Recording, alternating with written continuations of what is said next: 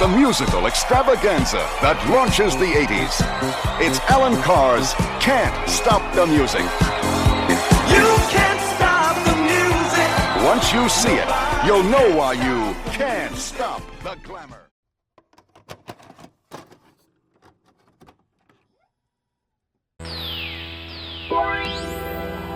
Welcome to the Video Store Geek Podcast, where your friendly neighborhood world film geek Albert Valentine talks about films made and released during the golden age of the VHS era.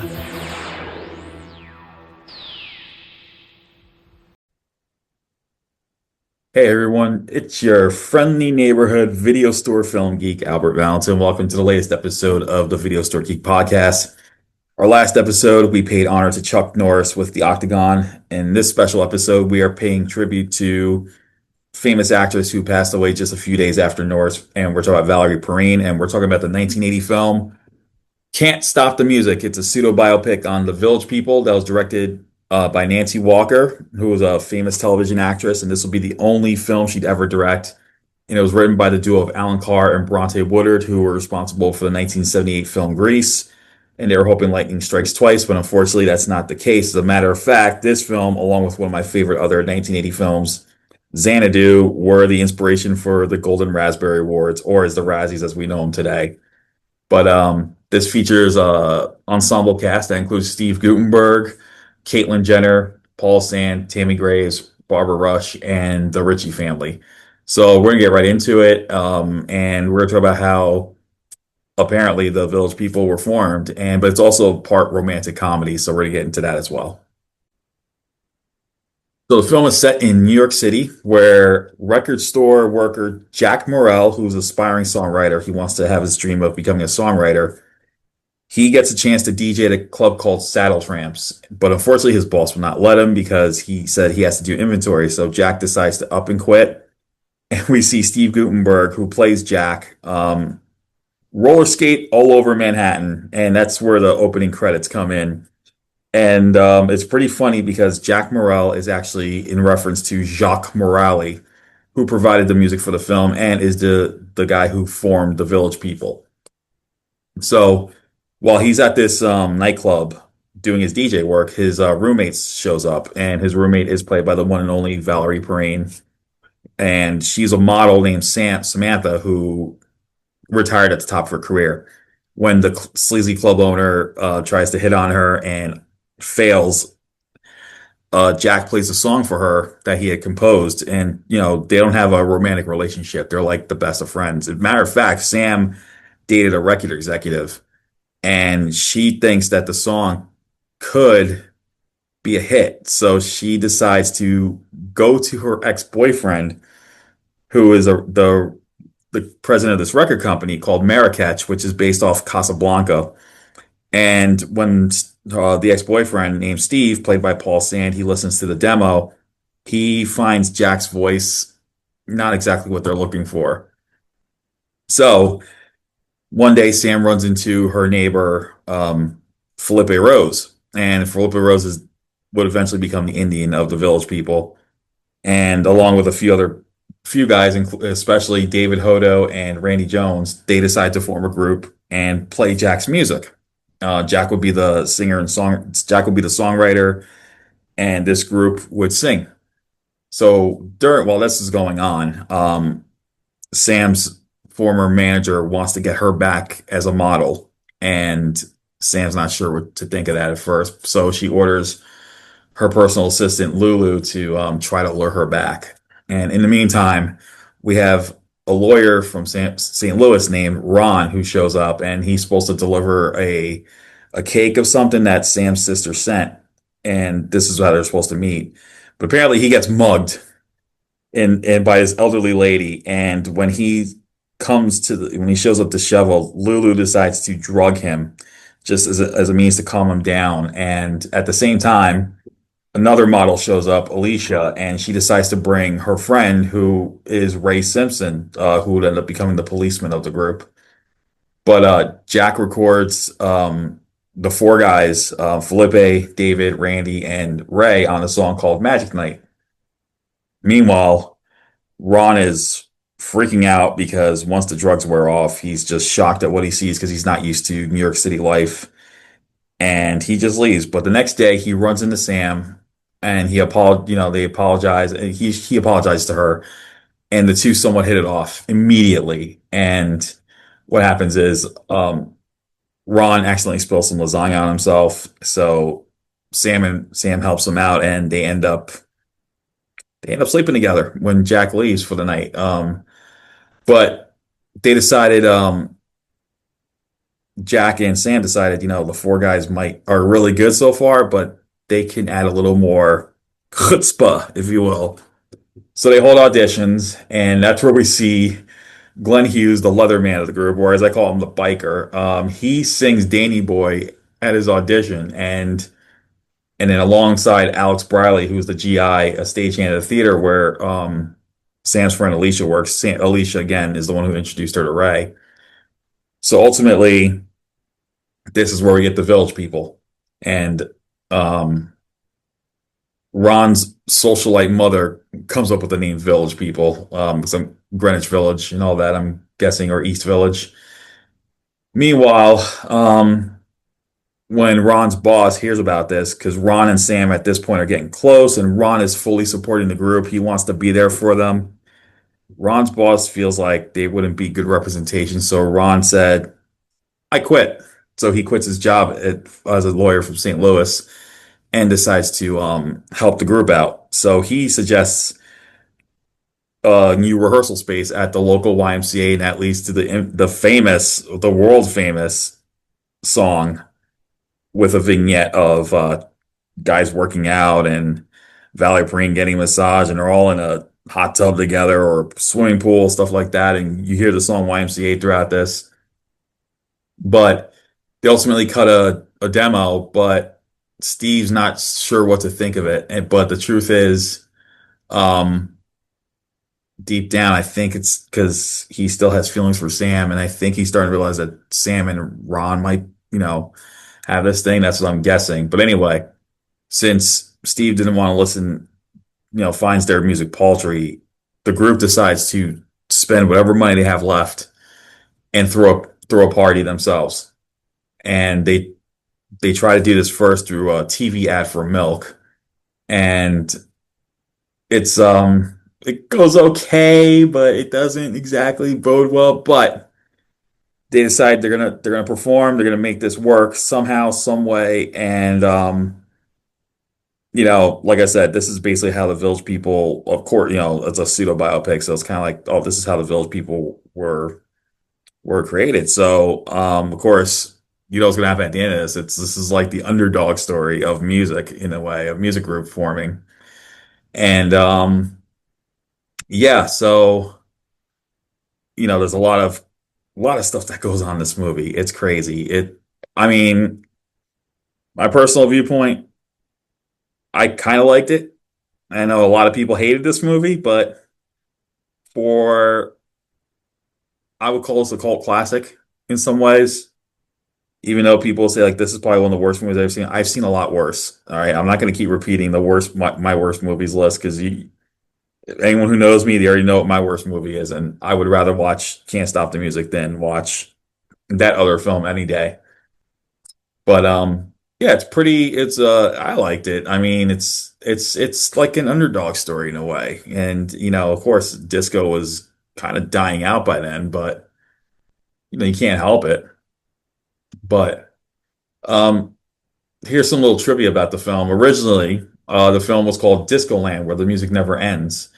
And it is a fictionalized account of the Village People. And Allan Carr had announced the film in 1979. He said it's basically singing in the rain for the disco crowd. That's how he pretty much described it. But you also got to remember, June 1979, the film was announced. And about 2 months later, that's where we had the infamous Disco Sucks event. I think it was in Chicago, where they blew up a whole entire thing of disco records. So, we had that. And originally, it was going to be the first of a 3-picture deal from Allan Carr that was going to include adaptations of Chicago and the Josephine Baker story that was going to star Diana Ross. And what happened was, I guess, the movie bombed big time. There was a 13 to $15 million budget, and the film only made $2 million. And um, there were some complications on this. Filming took 11 weeks, 8 of it in LA, 2 in New York, and 1 in San Francisco.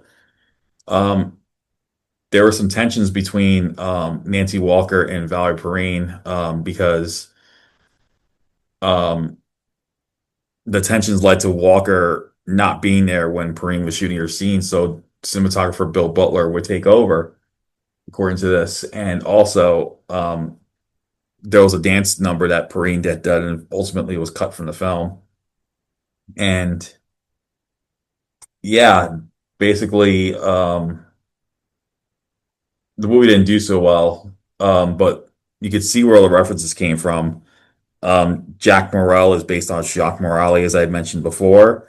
Marrakech Records is actually a reference to Casablanca Records, um, where of course the Village People had was under. That was their record label, and it was also the record label of bands like Kiss, Angel. I think Donna Summer was also on Casablanca. So yeah. But anyway, this led to basically the inspiration of the Golden Raspberry Awards with Xanadu, and it actually won Worst Picture of the first ever Golden Raspberry Awards. It was the first ever movie to win that, and it also won Worst Screenplay from Bronte Woodard and Allan Carr. And sadly, Bronte Woodard died shortly after this film was released, so it's not exactly the legacy you want to go out with. But there's also the Stinkers Bad Movie Award, and Steve Guttenberg got Worst Lead Actor for his role of Jack Morrell, and Caitlyn Jenner got Worst Supporting Actor for playing Ron, the love interest of Samantha. But it was nominated for a bunch of other awards too. So, but Carr would kind of bounce back a couple years later when he released another cult classic, and I'm talking a sequel, and that's Grease 2. Grease 2 did fairly better than Can't Stop the Music. It did like double the amount. But Grease 2, I think, is more of a cult classic than Can't Stop the Music. But yeah, I can't say much about this movie. I mean, I thought it was okay. I mean, I don't know if I'd watch it again, to be honest with you.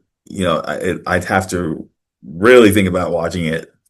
This is one of those movies where you think, do I have to watch this again? Should I watch this again? You know, and here's some interesting stuff you should hear. So the Village People auditionees that were auditioning they included some pretty interesting people. They would include Blackie Lawless of Wasp and James Marcel, who would go on to become actor James Wilder, a popular guy and a supporting actor in the 90s. And those background dancers in the film, including Perry Lister, who was at the time the girlfriend of Billy Idol, and Peter Tram, who would double for Kevin Bacon in Footloose. And originally, Victor Willis was going to be in the film as the policeman, of course. But by the time they shot the movie, he already left the group. So his replacement, Ray Simpson, took over. And originally, Felicia Rashad was going to be in the film to play Alicia. But when Willis left the group, Felicia Rashad had left because at the time she was married to Victor Willis before she married Olivia before ultimately she was replaced by Altovies Davis. I'm trying to pronounce that name right, excuse me. And Olivia Newton-John was actually courted to play Samantha, but she ultimately decided not to, and instead, of course, Olivia Newton-John would go on to star in Xanadu. It was all about creative control and other demands, and she just wasn't into it. So she opted for Xanadu, of course. that would become the other film that would inspire the Golden Raspberries. But for a rating, Can't Stop the Music, I'm gonna give this probably a C plus. Yeah. And it's because there were some parts for me that kind of dragged in the film. Like it wasn't a when you watch a musical like this, you gotta have the rhythm keep going, Like Grease, when you watch a movie like Grease, you're gonna have that stuff that's not too boring. The story is smooth. But there were times in this movie where I just felt like, did they really need to put all this in it? And this is a movie that was 124 minutes long. So we're talking just over 2 hours. And it's still like, what happened? I totally get why the movie kind of flopped because there was some bits and pieces that just felt like, okay, yeah, okay, good, all right, cool. But the musical numbers I thought were cool, and some of the chemistry between Valerie Perrine and Caitlyn Jenner kind of helped drive the film in a romantic comedy kind of way. And I just feel like, in a way, Steve Guttenberg as Jack, he didn't put enough, or he didn't get enough time for me. Like he didn't really make as much of an impact. He did a lot better in Thank God It's Friday a couple years before. Like he did so much better in that movie. But the film was released on June 20th, 1980, and yeah, as I said, it was distributed by Associated Film Distribution. It was produced by EMI. Um, and yeah, sadly, this movie bombed. And yeah, I would give it a C plus. If you want to see the movie, Tubi, Amazon Prime, maybe. I know it was on Tubi because that's where I saw it, but I think they might have just taken it off. I am not sure. Do not quote me on this, but yeah, you can if you want to see this movie and see why it's not exactly the best musical out there, definitely check it out. But do not hate on Valerie Perrine. I think, in my personal opinion, she's the reason to see this movie. Besides the Village People, if you're a fan of the Village People, please see this movie. But the other reason to see this movie is Valerie Perrine, especially with her recent passing. Of course, she's going to be known for Miss Tessmacher and Superman. She had a funny cameo, a great Uno reversal cameo in Cannonball Run. She's done a lot of her stuff, but this was supposed to be like her lead role. You know, her I can't even think of the word right now offhand, but this is supposed to be her spectacular lead role, and unfortunately, this movie had to bomb bad, but it didn't slow her down. But sadly, we did lose her at the age of 82, and it was actually on March 23rd. But since I decided to go with Chuck Norris last episode, I decided, you know what, I am gonna do Can't Stop the Music for Valerie Perrine on this. But she's definitely a reason to check out this movie if you decide to see it, besides the musical numbers. So yeah, so that's it for this episode of the Video Store Geek Podcast. Um, like I said, it's up to you if you want to watch it. If you heard this is a piece of crap and I don't want to watch it, don't. Everyone's entitled to their opinion. But yeah, I'd say for me it's middle of the road. It's a mixed bag. That's why I'm giving it a C plus. Anyway, we're gonna return on April 20th with the 1985 film Fast Forward. So we're gonna do it's kind of another musical. This one is a lot better, and it's directed by Hollywood legend Sidney Poitier, and it stars a cast of virtual newcomers at the time as 8 people from Ohio who go to New York City to make their dreams come true as a dance troupe. So we're going to be talking about Fast Forward on the next episode. So in the meantime, check out the other episodes of the Video Store Geek Podcast. Check out the YouTube channel. You can check us out on Spotify. As for current stuff, you know where to go, indieworldcinema.com. We have just put up some new reviews up. We got to do some more this weekend and this coming week. And there is one particular movie I'm planning to check out this weekend. It's a new MMA film called Beast. It's coming out on April 10th. I'm planning to go see it in theaters and get my review out this weekend of that film, and also check out my exclusive interview with director Tyler Atkins. Um, Probably by the time you listen to this episode. So until then, guys, as always, be kind, rewind, and stay awesome. Thank you for listening to the Video Store Geek Podcast. Don't forget to check out worldfilmgeek.com for the latest reviews, interviews, and news in the world of indie and global cinema. And see you on the next episode of the podcast. Stay awesome, film geeks.